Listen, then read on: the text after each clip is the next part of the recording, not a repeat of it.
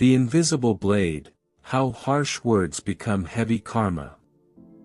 There is an ancient Buddhist saying, words are like arrows, once released, they cannot be taken back. In this world, the sharpest weapons are not forged from metal, but born from the human tongue. A careless sentence can wound deeper than any sword, and karma, the great law of cause and effect, remembers everything we say, especially when it harms another.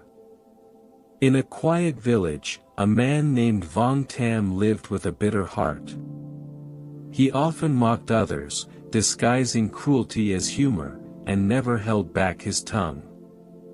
One New Year morning, as families offered kind words and blessings, Vong Tam stood before Ni Tru, a deaf and mute man who lived peacefully with his loving wife and son. With a grin dripping with malice, Vong Tam said, "May you go crippled this year, may your wife lose her voice like you, and may your son rot in prison." Ni Tru, unable to hear or understand, simply smiled and nodded, thinking he was receiving a friendly New Year wish. The villagers watched silently, some amused, others uneasy. No one spoke up. But the universe heard. 3 months later, Vong Tam traveled to the city. On his journey, he was ambushed by bandits. They beat him mercilessly and left him with a shattered leg. Crawling through the forest for days, he barely survived.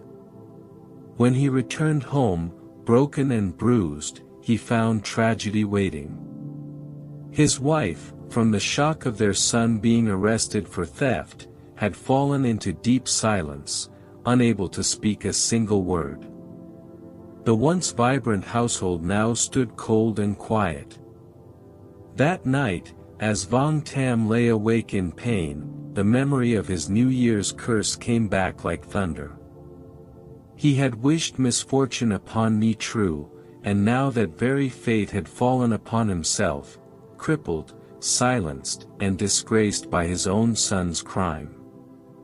Desperate for answers, he sought refuge at a mountain monastery. There, an old monk listened to his sorrow. After a long pause, the monk said, "The tongue is small, but its karma is vast. When your words carry hatred, they poison not only the one you speak of, but also your own soul. You see now, not because you